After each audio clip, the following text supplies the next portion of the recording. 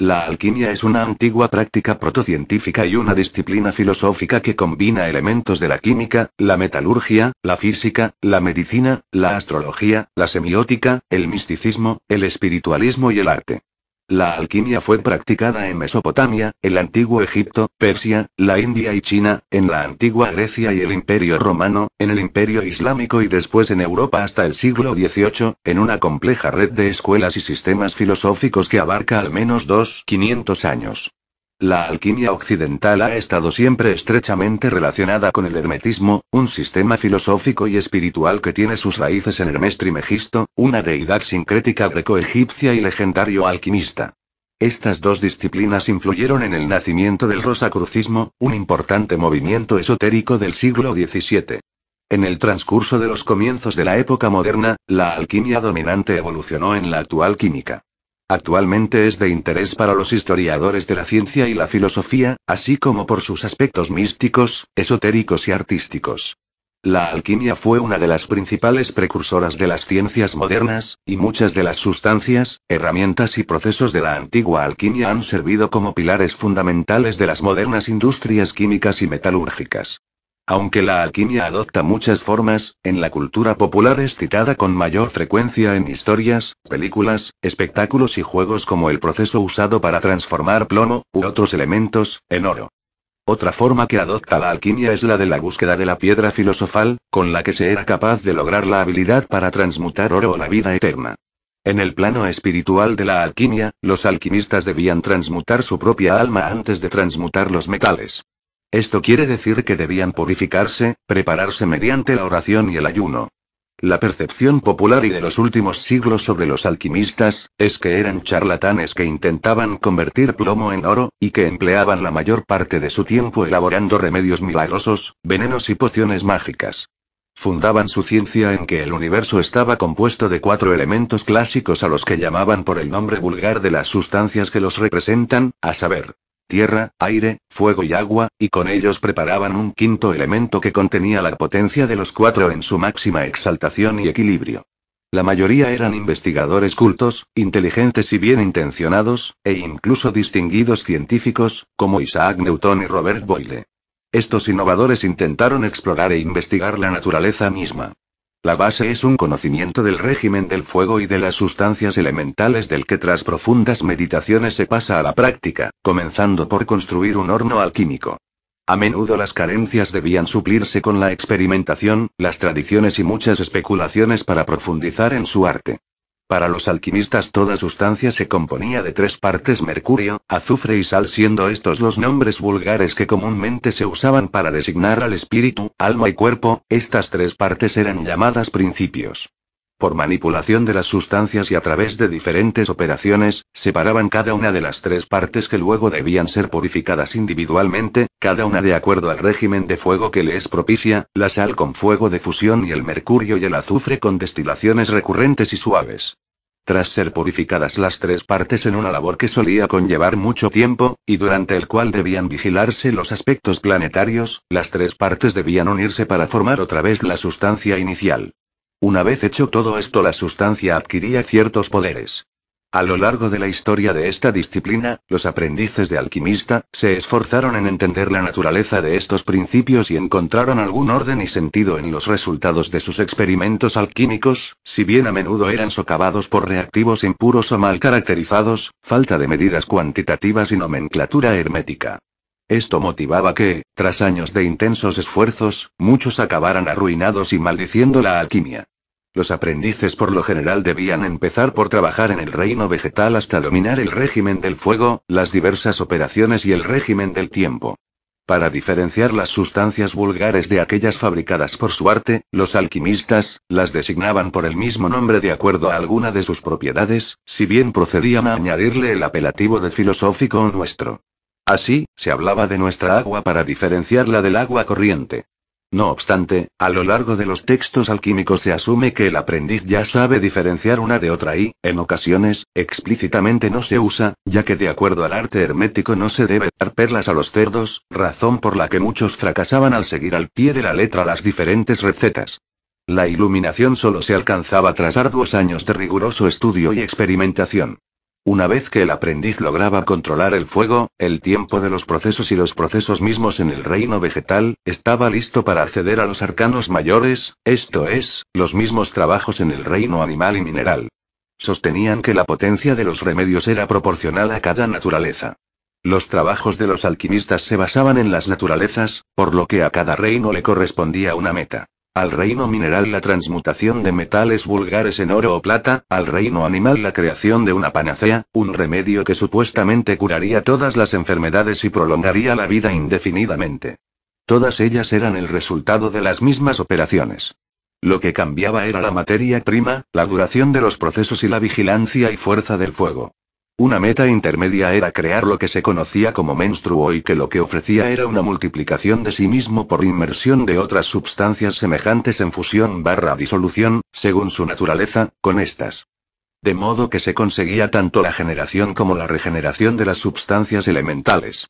Estos no son los únicos usos de esta ciencia, aunque sí son los más conocidos y mejor documentados. Desde la Edad Media, los alquimistas europeos invirtieron mucho esfuerzo y dinero en la búsqueda de la piedra filosofal.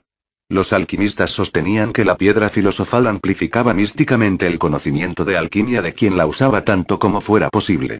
Muchos aprendices y falsos alquimistas, tenidos por auténticos alquimistas, gozaron de prestigio y apoyo durante siglos, aunque no por su búsqueda de estas metas ni por la especulación mística y filosófica que se desprendía de su literatura, sino por sus contribuciones mundanas a las industrias artesanales de la época. La obtención de pólvora, el análisis y refinamiento de minerales, la metalurgia, la producción de tinta, tintes, pinturas y cosméticos, el curtido del cuero, la fabricación de cerámica y cristal, la preparación de extractos y licores, etc. La preparación del aqua vitae, el agua de vida, era un experimento bastante popular entre los alquimistas europeos.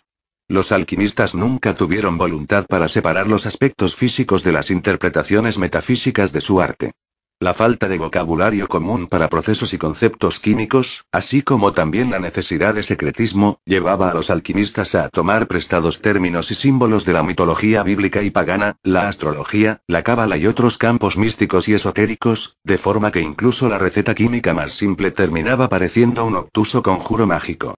Más aún, los alquimistas buscaron en esos campos los marcos de referencia teóricos en los que poder encajar su creciente colección de hechos experimentales inconexos. A partir de la Edad Media, algunos alquimistas empezaron a ver cada vez más estos aspectos metafísicos como los auténticos cimientos de la alquimia y a las sustancias químicas, estados físicos y procesos materiales como meras metáforas de entidades, estados y transformaciones espirituales. De esta forma, tanto la transmutación de metales corrientes en oro como la panacea universal simbolizaban la evolución desde un estado imperfecto, enfermo, corruptible y efímero hacia un estado perfecto, sano, incorruptible y eterno. Y la piedra filosofal representaba entonces alguna clave mística que haría esta evolución posible. Aplicadas al propio alquimista, esta meta gemela simbolizaba su evolución desde la ignorancia hasta la iluminación y la piedra representaba alguna verdad o poder espiritual oculto que llevaría hasta esa meta. En los textos escritos según este punto de vista, los crípticos símbolos alquímicos, diagramas e imaginería textual de las obras alquímicas tardías contienen típicamente múltiples capas de significados, alegorías y referencias a otras obras igualmente crípticas. Y deben ser laboriosamente descodificadas para poder descubrir su auténtico significado.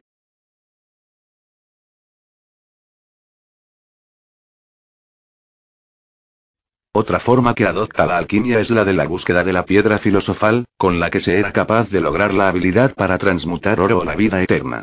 En el plano espiritual de la alquimia, los alquimistas debían transmutar su propia alma antes de transmutar los metales. Esto quiere decir que debían purificarse, prepararse mediante la oración y el ayuno. La percepción popular y de los últimos siglos sobre los alquimistas, es que eran charlatanes que intentaban convertir plomo en oro, y que empleaban la mayor parte de su tiempo elaborando remedios milagrosos, venenos y pociones mágicas. Fundaban su ciencia en que el universo estaba compuesto de 4 elementos clásicos a los que llamaban por el nombre vulgar de las sustancias que los representan, a saber, tierra, aire, fuego y agua, y con ellos preparaban un quinto elemento que contenía la potencia de los 4 en su máxima exaltación y equilibrio. La mayoría eran investigadores cultos, inteligentes y bien intencionados, e incluso distinguidos científicos, como Isaac Newton y Robert Boyle. Estos innovadores intentaron explorar e investigar la naturaleza misma. La base es un conocimiento del régimen del fuego y de las sustancias elementales del que tras profundas meditaciones se pasa a la práctica, comenzando por construir un horno alquímico. A menudo las carencias debían suplirse con la experimentación, las tradiciones y muchas especulaciones para profundizar en su arte. Para los alquimistas toda sustancia se componía de 3 partes: mercurio, azufre y sal, siendo estos los nombres vulgares que comúnmente se usaban para designar al espíritu, alma y cuerpo. Estas 3 partes eran llamadas principios. Por manipulación de las sustancias y a través de diferentes operaciones, separaban cada una de las 3 partes que luego debían ser purificadas individualmente, cada una de acuerdo al régimen de fuego que le es propicia, la sal con fuego de fusión y el mercurio y el azufre con destilaciones recurrentes y suaves. Tras ser purificadas las 3 partes en una labor que solía conllevar mucho tiempo, y durante el cual debían vigilarse los aspectos planetarios, las 3 partes debían unirse para formar otra vez la sustancia inicial. Una vez hecho todo esto, la sustancia adquiría ciertos poderes. A lo largo de la historia de esta disciplina, los aprendices de alquimista se esforzaron en entender la naturaleza de estos principios y encontraron algún orden y sentido en los resultados de sus experimentos alquímicos, si bien a menudo eran socavados por reactivos impuros o mal caracterizados, falta de medidas cuantitativas y nomenclatura hermética. Esto motivaba que, tras años de intensos esfuerzos, muchos acabaran arruinados y maldiciendo la alquimia. Los aprendices por lo general debían empezar por trabajar en el reino vegetal hasta dominar el régimen del fuego, las diversas operaciones y el régimen del tiempo. Para diferenciar las sustancias vulgares de aquellas fabricadas por su arte, los alquimistas las designaban por el mismo nombre de acuerdo a alguna de sus propiedades, si bien procedían a añadirle el apelativo de filosófico o nuestro. Así, se hablaba de nuestra adquiría ciertos poderes. A lo largo de la historia de esta disciplina, los aprendices de alquimista se esforzaron en entender la naturaleza de estos principios y encontraron algún orden y sentido en los resultados de sus experimentos alquímicos, si bien a menudo eran socavados por reactivos impuros o mal caracterizados, falta de medidas cuantitativas y nomenclatura hermética.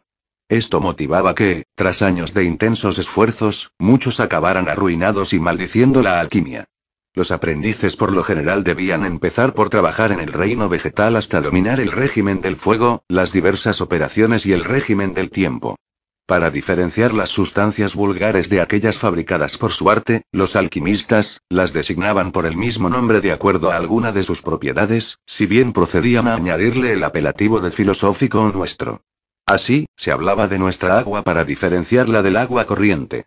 No obstante, a lo largo de los textos alquímicos se asume que el aprendiz ya sabe diferenciar una de otra y, en ocasiones, explícitamente no se usa, ya que de acuerdo al arte hermético no se debe dar perlas a los cerdos, razón por la que muchos fracasaban al seguir al pie de la letra las diferentes recetas. La iluminación solo se alcanzaba tras arduos años de riguroso estudio y experimentación. Una vez que el aprendiz lograba controlar el fuego, el tiempo de los procesos y los procesos mismos en el reino vegetal, estaba listo para acceder a los arcanos mayores, esto es, los mismos trabajos en el reino animal y mineral. Sostenían que la potencia de los remedios era proporcional a cada naturaleza. Los trabajos de los alquimistas se basaban en las naturalezas, por lo que a cada reino le correspondía una meta. Al reino mineral la transmutación de metales vulgares en oro o plata, al reino animal la creación de una panacea, un remedio que supuestamente curaría todas las enfermedades y prolongaría la vida indefinidamente. Todas ellas eran el resultado de las mismas operaciones. Lo que cambiaba era la materia prima, la duración de los procesos y la vigilancia y fuerza del fuego. Una meta intermedia era crear lo que se conocía como menstruo y que lo que ofrecía era una multiplicación de sí mismo por inmersión de otras sustancias semejantes en fusión/disolución, según su naturaleza, con estas. De modo que se conseguía tanto la generación como la regeneración de las sustancias elementales. Estos no son los únicos usos de esta ciencia, aunque sí son los más conocidos y mejor documentados. Desde la Edad Media, los alquimistas europeos invirtieron mucho esfuerzo y dinero en la búsqueda de la piedra filosofal. Los alquimistas sostenían que la piedra filosofal amplificaba místicamente el conocimiento de alquimia de quien la usaba tanto como fuera posible. Muchos aprendices y falsos alquimistas, tenidos por auténticos alquimistas, gozaron de prestigio y apoyo durante siglos, aunque no por su búsqueda de estas metas ni por la especulación mística y filosófica que se desprendía de su literatura, sino por sus contribuciones mundanas a las industrias artesanales de la época. Un sistema filosófico y espiritual que tiene sus raíces en Hermes Trismegisto, una deidad sincrética greco-egipcia y legendario alquimista. Estas dos disciplinas influyeron en el nacimiento del rosacrucismo, un importante movimiento esotérico del siglo XVII. En el transcurso de los comienzos de la época moderna, la alquimia dominante evolucionó en la actual química. Actualmente es de interés para los historiadores de la ciencia y la filosofía, así como por sus aspectos místicos, esotéricos y artísticos. La alquimia fue una de las principales precursoras de las ciencias modernas, y muchas de las sales. Esto quiere decir que debían purificarse, prepararse mediante la oración y el ayuno. La percepción popular y de los últimos siglos sobre los alquimistas, es que eran charlatanes que intentaban convertir plomo en oro, y que empleaban la mayor parte de su tiempo elaborando remedios milagrosos, venenos y pociones mágicas. Fundaban su ciencia en que el universo estaba compuesto de 4 elementos clásicos a los que llamaban por el nombre vulgar de las sustancias que los representan, a saber, tierra, aire, fuego y agua, y con ellos preparaban un quinto elemento que contenía la potencia de los 4 en su máxima exaltación y equilibrio. La mayoría eran investigadores cultos, inteligentes y bien intencionados, e incluso distinguidos científicos, como Isaac Newton y Robert Boyle. Estos innovadores intentaron explorar e investigar la naturaleza misma. La base es un conocimiento del régimen del fuego y de las sustancias elementales del que tras profundas meditaciones se pasa a la práctica, comenzando por construir un horno alquímico. A menudo las carencias debían suplirse con la experimentación, las tradiciones y muchas especulaciones para profundizar en su arte. Para los alquimistas toda sustancia se componía. La alquimia es una antigua práctica protocientífica y una disciplina filosófica que combina elementos de la química, la metalurgia, la física, la medicina, la astrología, la semiótica, el misticismo, el espiritualismo y el arte. La alquimia fue practicada en Mesopotamia, el antiguo Egipto, Persia, la India y China, en la antigua Grecia y el Imperio Romano, en el Imperio Islámico y después en Europa hasta el siglo XVIII, en una compleja red de escuelas y sistemas filosóficos que abarca al menos 500 años. La alquimia occidental ha estado siempre estrechamente relacionada con el Hermes. Sustancias, herramientas y procesos de la antigua alquimia han servido como pilares fundamentales de las modernas industrias químicas y metalúrgicas. Aunque la alquimia adopta muchas formas, en la cultura popular es citada con mayor frecuencia en historias, películas, espectáculos y juegos como el proceso usado para transformar plomo, u otros elementos, en oro. Otra forma que adopta la alquimia es la de la búsqueda de la piedra filosofal, con la que se era capaz de lograr la habilidad para transmutar oro o la vida eterna. En el plano espiritual de la alquimia, los alquimistas debían transmutar su propia alma antes de transmutar los